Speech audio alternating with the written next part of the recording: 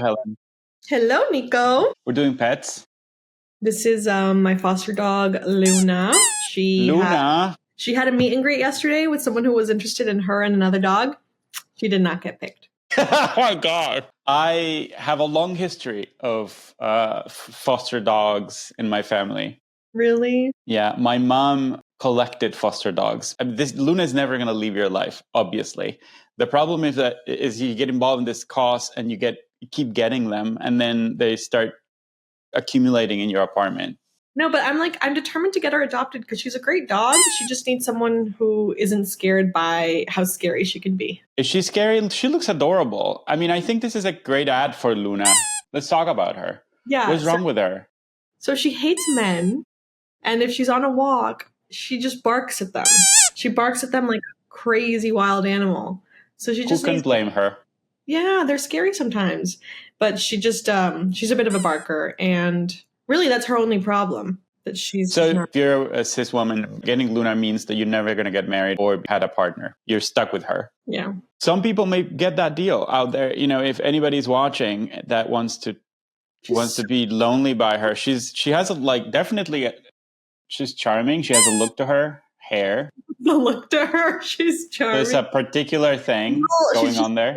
A little raggedy, but she's charming, and she wakes you up in the morning with kisses on the mouth, and it's disgusting.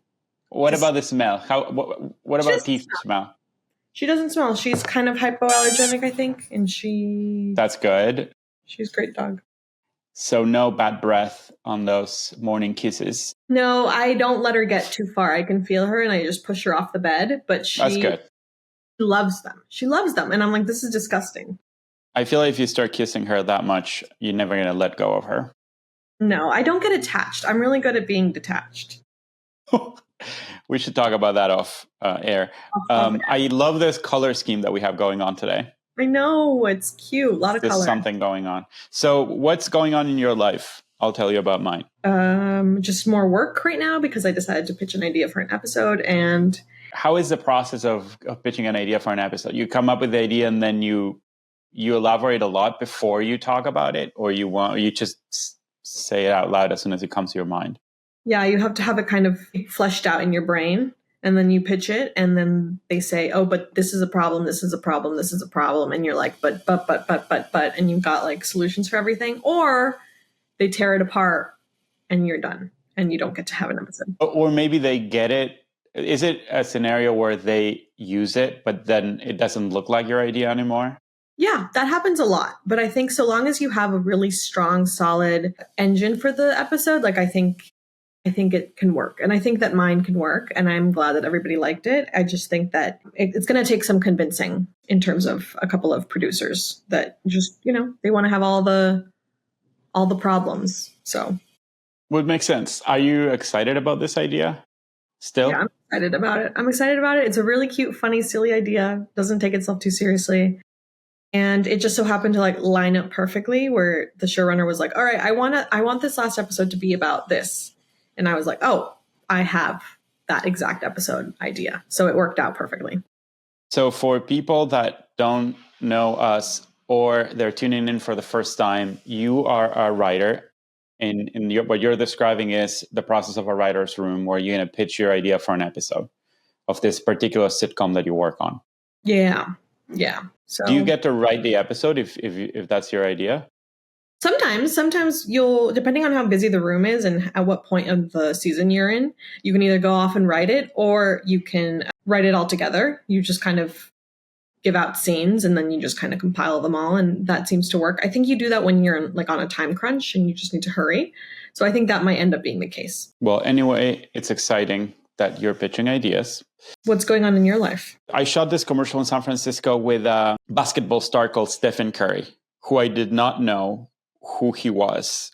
And this was perfect for me. I mean, I knew by the time I got on set, but I didn't know anything prior. I'm not a big sports fan. People in my life know this. And I think it was great because I wasn't starstruck like everyone else on set. Everyone else on set was out of their fucking minds about Stephen Curry. And I was like, hey, Steph, what's up, man? How are you? Let's just do some stuff here. which was great. I think that's celebrities like you to treat them like normal people sometimes. I hate working with celebrities, and because they can be entitled and horrible. And they are actually entitled to treat you like shit in a way. They have ways to do that. And so I was really afraid going in. They can walk out of their trailers and give you 20 minutes and do nothing in those 20 minutes and then walk out, and their contract is fulfilled. And you are there to pay for the broken glasses. In this case, the opposite. Stephen Curry is an amazing, hardworking, kind person. I was so surprised with his attitude. He did great. And I think we had a good shoot. It was great. That's great. I'm going to bring up the funniest part of this whole thing for me, which is that Nico, one day we were texting and you mentioned Steph Curry, and I was like, oh my God, I was just watching the TV show with Steph Curry. And he's like, Helen, Steph Curry is not an actor. He is I know him. He's my friend. Like, I just finished shooting a commercial with him. And I'm like, no, Nico, I'm pretty sure he's in the show that I was just watching. Like, he's got a TV show on NBC Peacock. He's like, Helen, you're probably confused. I got so mad. And I don't know if in that moment you went and like researched it, or if it was like the next day you came back and you were like, Helen, I will never doubt you again. You're right. He's on TV show. I think I was driving, so I couldn't check it on the moment. I couldn't fact check you in that exact moment, but I did when I parked. And I was surprised to learn that he's actually an actor on a sitcom, like you said, which is, okay, the reason I didn't, this makes me look so bad at so many different levels. The reason I didn't trust you was because in my personal experience with him, not so much with him, but with the people around him who treat him, this is not particular to him. All celebrities have this entourage of people that are there just to make their lives easier, I guess. And in the process of trying to do that, they become a little patronizing. I felt like he was very ready and he was very charismatic, but then I felt that, sometimes the message was like, you gotta take care of him. Like he was great. He didn't need any hand-holding. But that was the conversation. And so when you told me, no, he's an actor, I was like, no, he cannot be the same person. Maybe I'm saying his name wrong. I know. And then I look him up, and apparently he has a TV show where he plays as Steph Curry-like person, which is great. But this is the problem. I know nothing about sports, so I never connect those things. I think there's a foundational story about me not knowing anything about sports and media. I will tell you about it. So the year is 1989, right? Let's rewind back to that era. I'm 8 years old, and my step-grandfather is a playwright. So he plugs me into this TV show for kids. It's a contest, like you do games and you win a prize, something like that. I am going to be the secretary on a game. That's what Nepo babies get to do. I didn't get to actually play the game, but I had to pick up shit from the floor or something like that. But before the game, all kids were on display, and one by one, they needed to say, what is your favorite soccer team? Argentina is all about soccer. This is national television back when there was one channel. So all the kids in the countries are looking at this. And I'm panicking because I don't have a team. I hate soccer, maybe because I'm very bad at playing it. And I'm a very dorky person.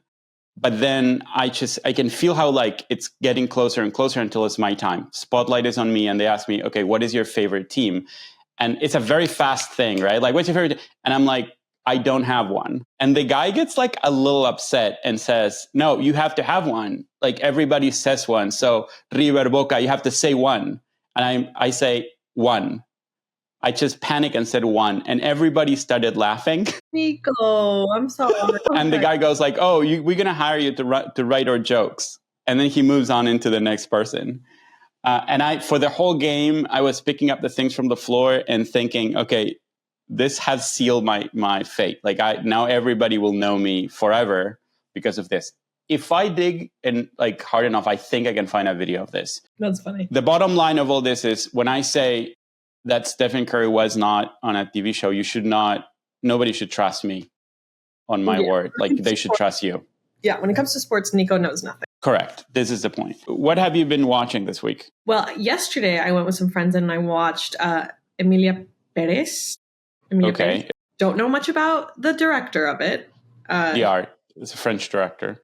French, yeah, which I was surprised to see because it was such a Mexican film. A brief synopsis is that, well, okay, I went in not knowing anything about the film other than the trailer, right? Turns out it's about the cartel, and it's about a cartel boss, cartel leader who wants to become a woman.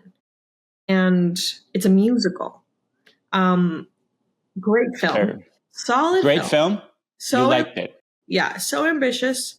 So the music was so incredible. The acting was phenomenal. The only issue that I had with it was that Selena Gomez had her non-perfect Spanish, which just took me out of the film so much. And I hate to be that kind of person who's like, oh, I need to just have Spanish speakers.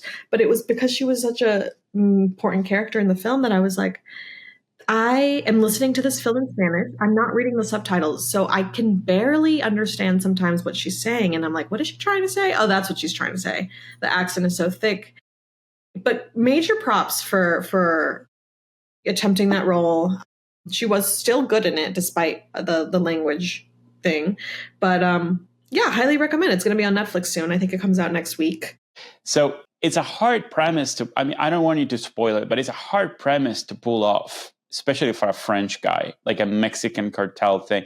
Like, how do you build that into something that makes sense and add music to it?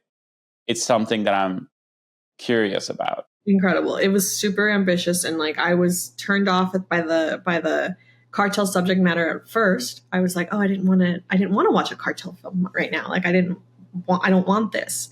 But it was coming at it from such a specific angle that I was like, oh, this is different. This is really, really different. I've never seen anything like it. And this guy must have done incredible amounts of research on, the cartels in Mexico. So, as much as I want to stop seeing cartels in media, I'm also like, this is informative, and it's, a specific story. And yeah, I think everybody should watch it. It was great. I feel you with the Spanish, because some things I have a very hard time. You know who I had a very hard time with and it's related with, it keeps going back to cartels. I don't know why, but Gus Fringe from Breaking Bad. Por favor, pasen. Siento que no sea accesible hacia. What is the name of that? Esposito, that actor, who's great, is a great actor. That actor, once he speaks Spanish, throws me off. Like, I can't. And then Narcos had this Brazilian guy doing Pablo Escobar. Tu hija acaba de sacar el pase, ¿cierto? Pues ahí tenemos unos sistemas de sonidos para carros, pues, muy bacanos, muy bonitos. Ese amiguito suyo, López, tiene una mujer que es una belleza, ¿sí o qué? ¿Sí o no? Es una mamacita. I can't with a Brazilian accent in Spanish. Trying to do Colombian, it gets me out of the thing. I mean, I can't relate to it. Oh, I saw Anora. Did you watch Anora? No, not yet. No, I want to watch that. Okay, Anora was Sean Baker's latest film. He did the Florida Project, and my friends were like, "Did you like the Florida Project better, or did you like this one better?" And I was like, "I definitely like the Florida Project better. This one was great, but it was completely different a little bit." He did a small one in between too, right? Do you see that one about the porn actor? Red Rocket. I like Red Rocket. That. My issue with Anora was that I really thought it was going to be 10 times better than it was. Expectations, huh? That's what shits. Still had me sobbing at the end. Still was like, that was fun. That was great, but not as good as I wanted it to be. I feel like if you laugh a lot or if you cry on a movie, you don't get to ask for your money back.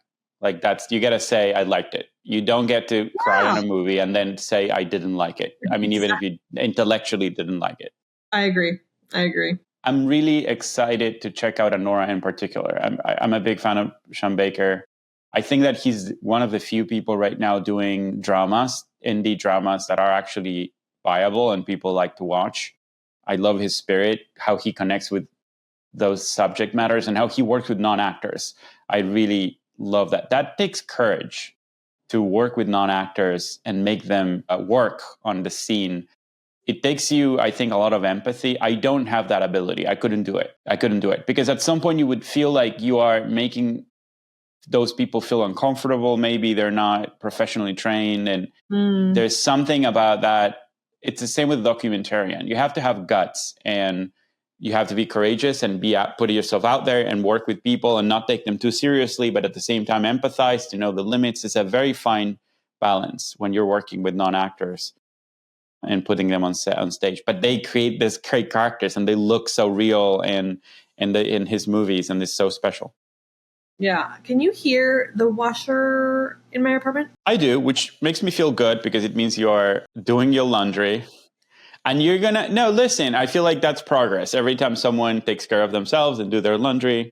Nico, no, I thought about like hitting pause before we started recording, but right now it's at that point where it's almost done. So it's so loud. It's okay. So I'm going to remove the noise with a thing. And for people out there who are listening, the context of this is that there's a humming behind Helen's background that is going to be removed for your pleasure.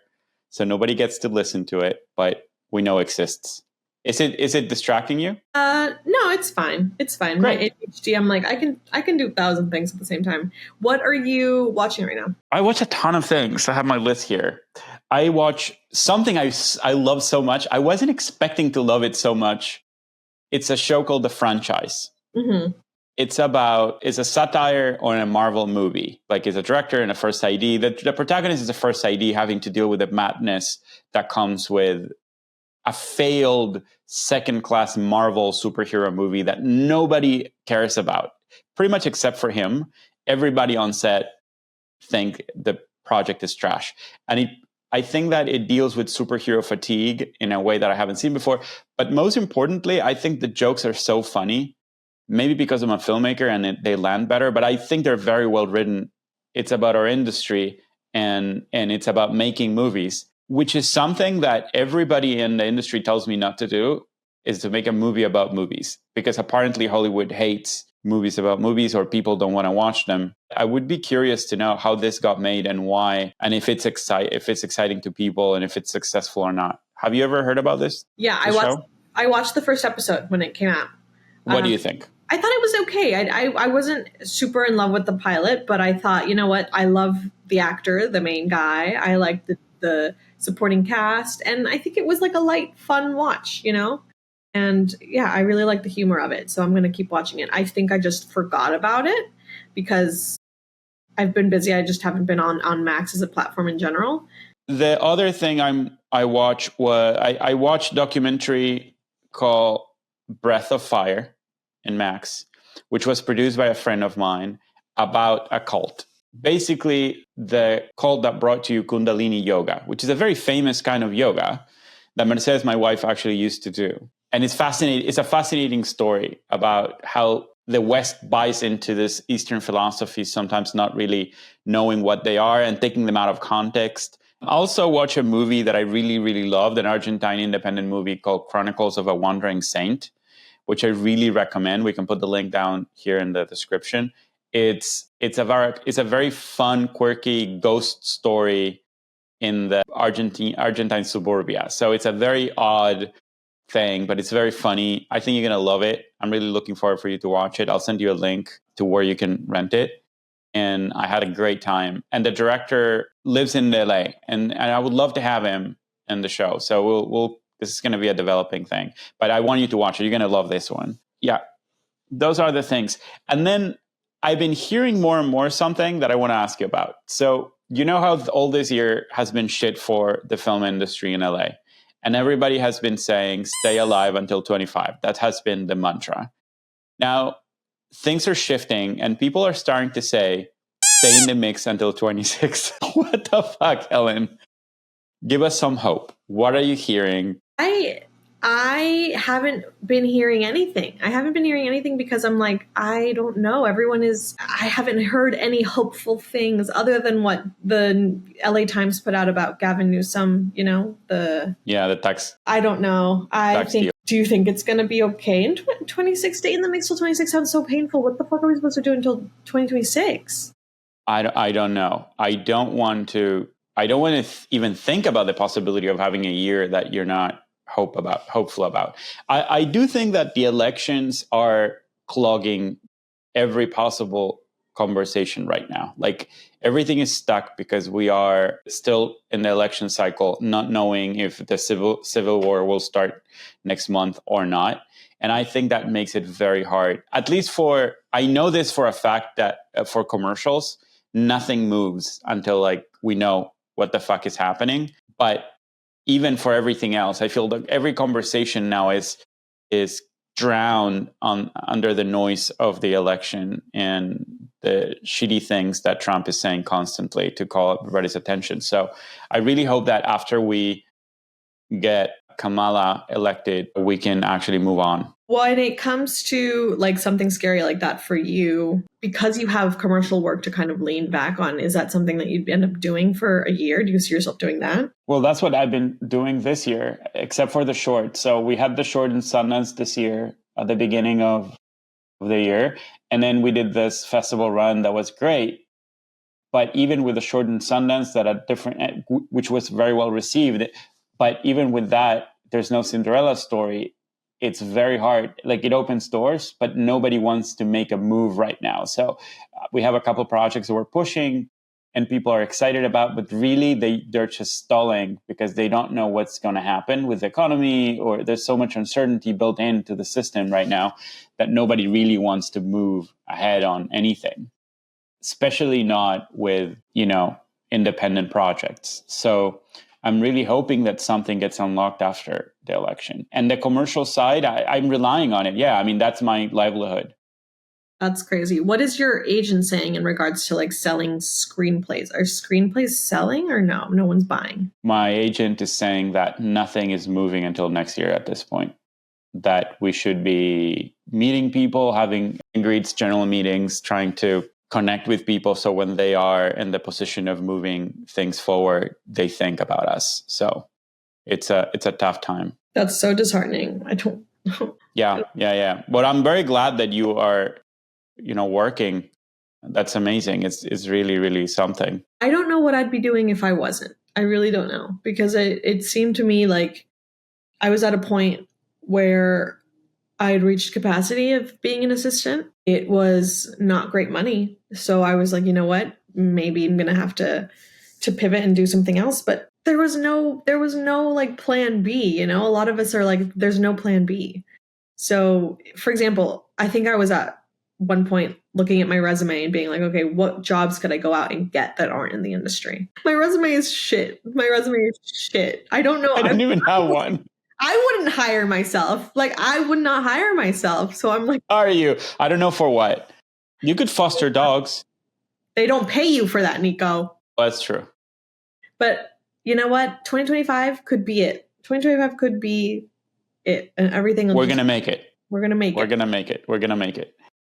I had my first viral TikTok. I mean, listen, viral. It's like a, 1,500 plays, which is, for me, a viral, right? It's a baby viral. 100 plays? That's not. It's a lot. I mean, my top was 200. And I basically ranted about this and people responded to it, which was crazy. They say most of them were very upset because I told it as it is. I feel that we need to connect with doing, we need to connect with creating things and get ourselves out of the burden of making it because it's unrealistic. The abstraction of making it, not getting a job, like the abstraction of like being famous, like this lifestyle that comes with this abstraction that I think is unhealthy. And no, people want to cling to those fantasies. And so some of were upset. I think partially of why it worked was because people were upset, which is how it works in social media, I guess. You know what? That's very much in line with what Anora was about. Anora was like pitched to me as our generation's Cinderella story. And if you remember, like the posters, it's just like two people like in love, like, and that's kind of what I went in wanting. I was like, oh my God, like this girl's actually gonna get her fairy tale ending. And the way you're saying, like people cling to that. I'm like that. I'm clinging to something that I know is not realistic. And, this woman who's a sex worker, she does not get, spoiler alert, she does not get her happy ending. So it's like, it's heartbreaking. And the way it ends is so true to life. That's a grim reality of existence. I think this is a beautiful, positive note to end things. It's been a fun proof of life. I know now that you are alive and Luna is alive, and that makes me, she's clinging. She's hanging from a thread. I know. It's nice but that's a lot. That's a lot. Yeah. It's nice to catch up. And is next. What is next? I think that we say goodbye and we catch ourselves up next week and next episode. Bye. Bye.